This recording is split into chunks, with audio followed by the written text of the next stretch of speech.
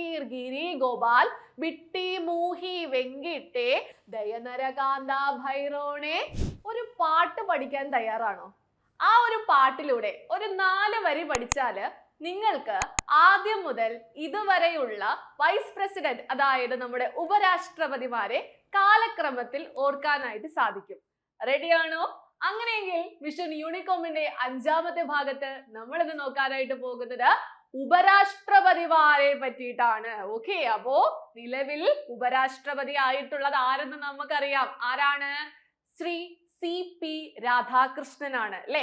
അപ്പൊ അദ്ദേഹത്തിന് മുമ്പായിട്ട് നിരവധി പേര് തുടക്കം മുതൽ ഉപരാഷ്ട്രപതിമാരായിട്ട് ഇരുന്നിട്ടുണ്ട്.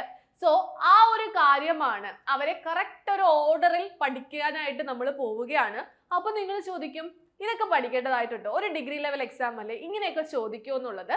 അങ്ങനെയൊക്കെ ചോദിക്കും. ഓക്കെ, നമുക്കറിയാം സിവിക്സ്, കോൺസ്റ്റിറ്റ്യൂഷൻ ഒക്കെ സാധാരണയായിട്ട് ഡിഗ്രി ലെവൽ ക്വസ്റ്റ്യൻസിന് സ്റ്റേറ്റ്മെന്റ് വളരെ കുറവായിരിക്കും. ഇത്തരത്തിലുള്ള ചെറിയ ചെറിയ ചോദ്യങ്ങളൊക്കെ നിരവധിയായിട്ട് കോൺസ്റ്റിറ്റ്യൂഷനിൽ നിന്നും സിവിക്സിൽ നിന്നൊക്കെ ചോദിക്കാറുണ്ട്. ഓക്കെ, അത് പക്ഷേ കുറച്ച് കൺഫ്യൂഷൻ ഉണ്ടാക്കുന്ന ചോദ്യങ്ങളായിരിക്കും. ഇതൊക്കെ കറക്റ്റ് ആയിട്ട് അത്രയും പേരുടെ പേര് ആ ഓർഡറിൽ പഠിച്ചാൽ മാത്രമേ ആൻസേഴ്സ് ഒക്കെ കൊടുക്കാൻ സാധിക്കുള്ളൂ അല്ലേ. സോ അതുകൊണ്ട് ഒന്നും ചെറുതല്ല, നമുക്ക് ഓരോ കാര്യങ്ങളും വിലപ്പെട്ടതാണെന്ന് മനസ്സിലാക്കി വെച്ചിട്ട് നമ്മൾ ഈ ഒരു ടോപ്പിക്ക് പഠിക്കാം. അതിനു മുമ്പായിട്ട് ജസ്റ്റ് ഞാനൊരു രണ്ട് ക്വസ്റ്റ്യൻസ് കാണിച്ചു തരാം. എങ്ങനെയൊക്കെയാണ് ക്വസ്റ്റ്യൻസ് വരുന്നത് എന്ന് നമുക്കൊന്ന് നോക്കാം. ഫസ്റ്റ് ചോദ്യം ഇതാണ്: ഇന്ത്യയിലെ ഉപരാഷ്ട്രപതിമാരെ കാലക്രമത്തിൽ എഴുതാനാണ് ചോദ്യം. ഓക്കെ, VV ഗിരി, R വെങ്കിട്ടരാമൻ, ജഗദീപ് ധൻകർ, മുഹമ്മദ് ഹമീദ് അൻസാരി എന്നൊക്കെ കൊടുത്തിട്ടുണ്ട്. ദെൻ ഇന്ത്യയിലെ ആദ്യത്തെ ഉപരാഷ്ട്രപതി ആരെന്ന് ചോദിച്ചിട്ടുണ്ട്. അപ്പൊ ഇങ്ങനെ പല രീതിയിൽ രണ്ടാമത്തെ ആരാന്ന് ചോദിച്ചിട്ടുണ്ട്. ഓക്കെ, നിലവിലെ ആരാന്ന് ചോദിക്കുന്നുണ്ട്. അപ്പൊ നിരവധി ചോദ്യങ്ങൾ ഈ ഒരു ടോപ്പിക്ക് ബേസ് ചെയ്ത് വരും. നമുക്കറിയാം സിവിക്സിനകത്ത് എക്സിക്യൂട്ടീവ് എന്ന് പറയുന്ന, അതായത് ഗവൺമെന്റിന്റെ ഘടകങ്ങൾ എന്ന് പറയുന്ന ഒരു ഏരിയ നമുക്ക് പഠിക്കാനുണ്ട് അല്ലെ. സോ അതിനകത്താണ് എക്സിക്യൂട്ടീവ് വിഭാഗം വരുന്നത്. എക്സിക്യൂട്ടീവിനകത്താണ് നമ്മുടെ president, vice president, prime minister, അങ്ങനെ നിരവധി പേരെ പറ്റിയിട്ട് നമുക്ക് പഠിക്കാനായിട്ടുള്ളത്. സോ പ്രസിഡന്റിന്റെ ഇതേപോലെ കാലക്രമത്തിൽ നമ്മൾ പഠിക്കണം. അതേപോലെ തന്നെ വൈസ് പ്രസിഡന്റിനെയും കൂടെ പഠിച്ചു വെക്കേണ്ടതായിട്ടുണ്ട്. അപ്പോൾ നമുക്ക് സ്റ്റാർട്ട് ചെയ്താലോ? സോ ഇതിന്റെ ആൻസർ നമുക്ക് ലാസ്റ്റ് നിങ്ങൾ തന്നെ എനിക്ക് പറഞ്ഞു തരും കേട്ടോ. ഓക്കെ, അപ്പോൾ 4 വരി. ആദ്യം തന്നെ ഞാൻ പറയുന്നു, ഈ വരികൾ കണ്ടിട്ട് വലിയ കട്ടിയാണ്, ഇത് പഠിക്കാൻ വലിയ പാടാണ്, അതിലും നല്ലത് ആ പേരുകൾ അങ്ങ് ഓർഡറിൽ പഠിച്ചു വെക്കുന്നതല്ലേ എന്നൊക്കെ നിങ്ങൾ കരുതും. പക്ഷേ എക്സാം ഹാളിൽ പോയി ഇരിക്കുമ്പോഴായിരിക്കും നിങ്ങൾ അതിന്റെ ബുദ്ധിമുട്ട് അറിയാനായിട്ട് പോകുന്നത്. നിങ്ങൾക്ക് എത്രയോ വലിയ വലിയ പാട്ടുകൾ, നാട്ടുകൂത്ത് പാട്ടും അങ്ങനെ ഒരുപാട് വായിക്കൊള്ളാത്ത പാട്ടുകളൊക്കെ നിങ്ങളിപ്പോൾ പഠിച്ച് പാടി നടക്കുന്നില്ലേ? അതൊക്കെ എങ്ങനെയാണ്? നമ്മൾ അറിയാതെ കേട്ട് പഠിച്ചതാണല്ലേ. നമ്മൾ എന്നിട്ട് നടന്ന് അങ്ങോട്ടും ഇങ്ങോട്ടും പോകുമ്പോൾ നമ്മൾ ആ കേട്ടത് വെച്ച് നമ്മൾ ഇങ്ങനെ ഓർത്തെടുത്ത് പാടിക്കൊണ്ട് പോകല്ലേ. സോ അതേപോലെ തന്നെ എന്ത് ചെയ്താൽ മതി? ഈ ഒരു 4 വരി നിങ്ങളൊന്ന് ചുമ്മാ, ഇന്ന് നിങ്ങൾ ഈ ക്ലാസ് കേട്ടിട്ടുണ്ടെങ്കിൽ ഇന്ന് അങ്ങോട്ടും ഇങ്ങോട്ടൊക്കെ പോകുമ്പോൾ ചുമ്മാ ഈ വരികൾ മാത്രം ഒന്ന് പാടിക്കൊണ്ട് നടന്നാൽ മക്കളെ ജന്മത്ത് ഇത് മറന്നു പോകത്തില്ല. ഓക്കെ, അത് എന്താണ് ആ വരികൾ എന്ന് നമുക്ക് നോക്കാം. എന്താണ്? രാധാ സക്കീർ ഗിരി ഗോപാൽ ബിട്ടി മൂഹി വെങ്കിട്ടെ ദയനരകാന്ത ഭൈരോണെ സാരി നായിഡു ധൻകറെ. എന്താണ്? ഒന്നും കൂടെ പാടാമോ? രാധാ സക്കീർ ഗിരി ഗോപാൽ ബിട്ടി മൂഹി വെങ്കിട്ടെ ദയനരകാന്ത ഭൈരോണെ സാരി നായിഡു ധൻകറെ അല്ലേ. അപ്പൊ ഇത് ഞാൻ 2-3 വർഷം മുമ്പ് തൊട്ട് നിങ്ങളെ പഠിപ്പിച്ചു തരുന്ന ഒരു സാധനമാണെന്ന് എനിക്കറിയാം. എന്നിരുന്നാലും പുതിയതായിട്ട് ഇത് പഠിക്കാത്ത ഒരുപാട് പേര് ഈ ക്ലാസ് കേട്ടുകൊണ്ടിരിപ്പുണ്ടാകും. ആ കേട്ടുകൊണ്ട് ആദ്യമായിട്ട് പഠിക്കുന്നവരൊന്ന് കമന്റ് ചെയ്തേക്കണേ.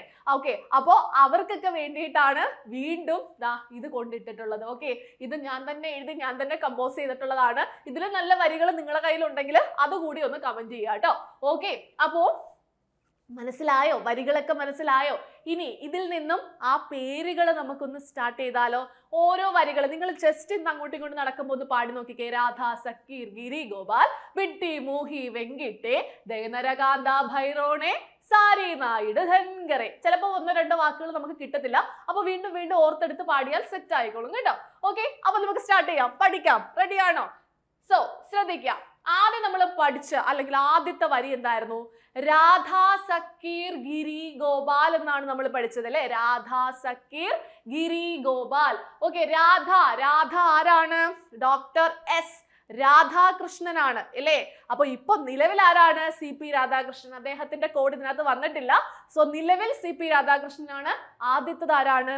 Doctor S രാധാകൃഷ്ണനാണ്. മാറിപ്പോകരുത് കേട്ടോ. ഡോക്ടർ എസ് രാധാകൃഷ്ണൻ, ആദ്യത്തെ ഉപരാഷ്ട്രപതി, നിലവിലത് CP രാധാകൃഷ്ണനാണ്. ഓക്കെ ഓക്കെ അങ്ങനെയെങ്കിൽ നോക്കൂ, രാധ സക്കീർ ഗിരി ഗോപാൽ. രാധ ആരാണെന്ന് നമുക്ക് കിട്ടി, സർവേപ്പള്ളി രാധാകൃഷ്ണൻ അഥവാ ഡോക്ടർ എസ് രാധാകൃഷ്ണനാണ്. സക്കീർ, രണ്ടാമത്തെ ആൾ ആരാണ്? സക്കീർ ആണ്. ആരാണ് സക്കീർ? ഡോക്ടർ സക്കീർ ഹുസൈൻ ആണ്. ആരാണ്? ഡോക്ടർ സക്കീർ ഹുസൈൻ ആണ് രണ്ടാമത്തെ ഉപരാഷ്ട്രപതി. അപ്പൊ ആദ്യത്തേത് രാധ സക്കീർ, രാധ സക്കീർ. ഗിരി ഗോപാൽ, ഗിരി ഗോപാൽ. ഗിരി ആരാണ് മക്കളെ? VV ഗിരി ആണല്ലേ, VV ഗിരി ആണ്. ഗോപാൽ ആരാണ്? ഗോപാല് ശ്രീ ഗോപാൽ സ്വരൂപ് പഥക്കാണ്. ആരാണ്? ശ്രീ ഗോപാൽ സ്വരൂപ് പഥക്കാണ്. ആര്? നാലാമത്തെ ഉപരാഷ്ട്രപതി. മനസ്സിലായോ? ആദ്യത്തെ വരിയും പഠിച്ചു, ആദ്യത്തെ 4 പേരുടെ പേരും പഠിച്ചു. ഒന്നും കൂടെ, രാധ സക്കീർ ഗിരി ഗോപാൽ. ആ വാക്കുകൾ കേൾക്കുമ്പോൾ തന്നെ നമ്മുടെ മനസ്സിൽ പേരുകൾ വന്നു. Radha doctor S Radhakrishnan, Zakir Zakir Hussain, okay Zakir, Giri VV Giri, Gopal Gopal Swarup പഥക്കാണ്. സെറ്റ് അല്ലേ? ക്ലിയർ അല്ലേ? സംശയമില്ലല്ലോ? ഓക്കെ അങ്ങനെയെങ്കിൽ രണ്ടാമത്തെ വരി എന്തായിരുന്നു എന്ന് പറഞ്ഞേ? ബിട്ടി മൂഹി വെങ്കിട്ടെ. എന്താണ്? ബിട്ടി മൂഹി വെങ്കിട്ടെ. ബിട്ടി ആരാണ്? ശ്രീ BT ജെട്ടിയാണ്. ആരാണ്? ശ്രീ BT ജെട്ടിയാണ് ബിട്ടി എന്നതുകൊണ്ട് നമ്മൾ ഉദ്ദേശിച്ചത്. ആൻഡ് മൂഹി, മൂഹി ആരാണ്? ശ്രീ M ഹിദായത്തുള്ളയാണ്. മുഹി മുഹമ്മദ് ഹിദായത്തുള്ളയാണ്. ശ്രീ M എന്നും കാണും കേട്ടോ.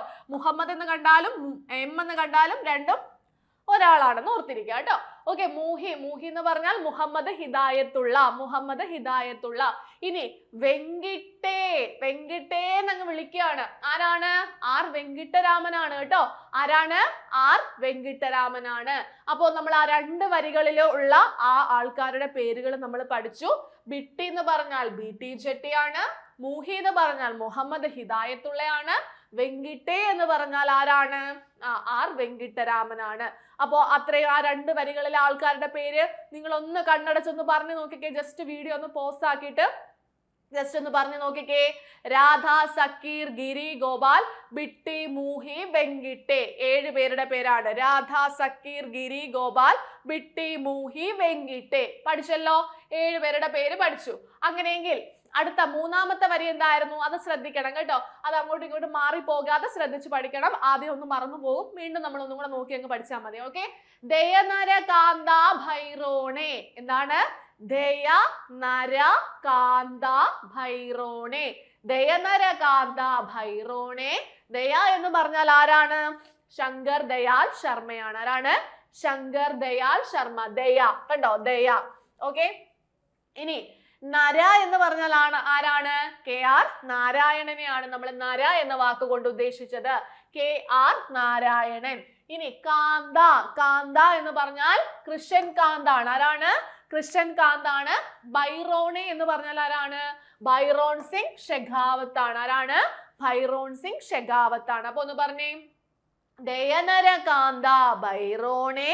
ദയ എന്ന് പറഞ്ഞാൽ ശങ്കർ ദയാൽ ശർമ്മ, നര എന്ന് പറഞ്ഞാൽ KR നാരായണൻ, കാന്ത എന്ന് പറഞ്ഞാൽ കൃഷ്ണൻ കാന്ത്, ഭൈറോണെ എന്ന് പറഞ്ഞാൽ ശ്രീ ബൈറോൺ സിംഗ് ഷെഖാവത്ത് ആണ്. ഓക്കെ, അടുത്ത ലാസ്റ്റ് വരി എന്തായിരുന്നു? അത് മറന്നു പോകാൻ സാധ്യത ഉണ്ട്, നോക്കി വെച്ചിരിക്കുക.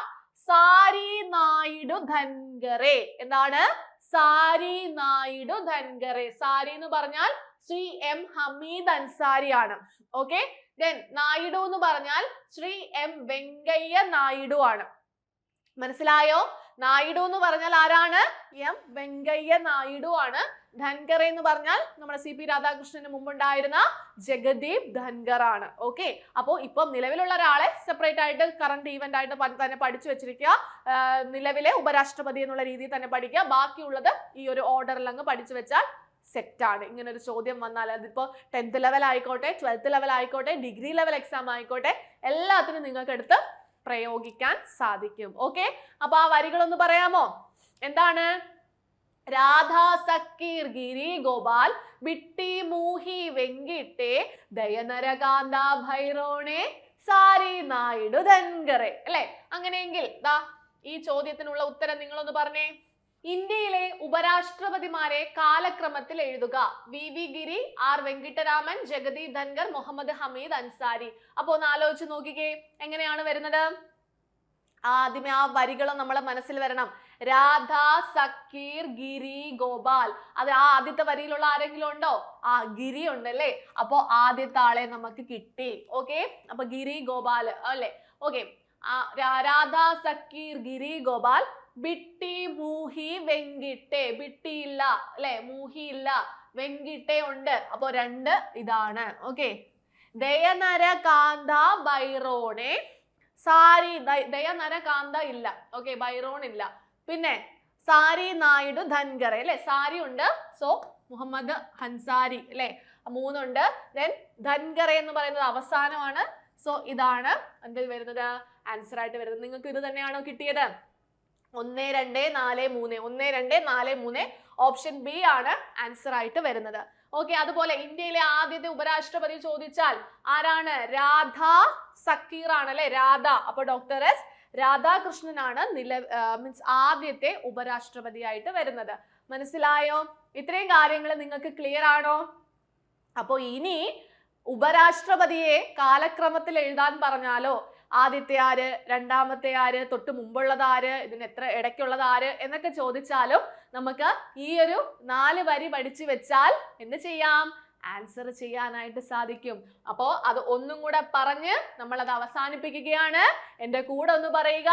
രാധ, സക്കീർ, ഗിരി, ഗോപാൽ. ബിട്ടി, മൂഹി, വെങ്കിട്ടെ. ദയനരകാന്ത, ഭൈറോണെ. സാരി, നായിഡു, ധൻഗറെ. ഓക്കെ അല്ലേ? ക്ലിയർ അല്ലേ?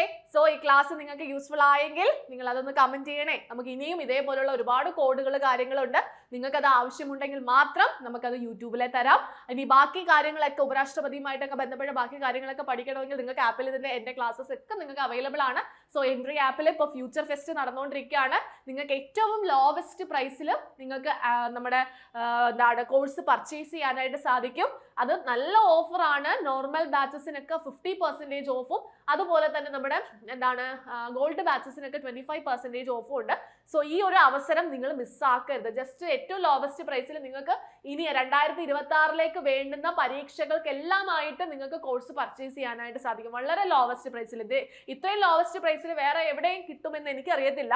സോ ഇത്രയും ലോവസ്റ്റ് പ്രൈസ് എന്ന് പറയുമ്പോൾ ഒരു 1000 ബിലോ ഒരു വർഷത്തേക്ക് ഒരു 999 രൂപയ്ക്കൊക്കെ കോഴ്സ് കിട്ടുന്നത് നിങ്ങളൊന്ന് ആലോചിച്ച് നോക്കിക്കേ. അല്ലെങ്കിൽ ഒരു 1000 റേഞ്ചിൽ ഒരു കോഴ്സ് കിട്ടുന്നതെന്ന് ആലോചിച്ച് നോക്കിക്കേ. അത്രത്തോളം ക്ലാസ്സസ്, അത്രത്തോളം syllabus, full coverage, PDF note, exams വേണ്ട എല്ലാം നിങ്ങൾക്ക് ഇവിടെ അവൈലബിൾ ആയിരിക്കും.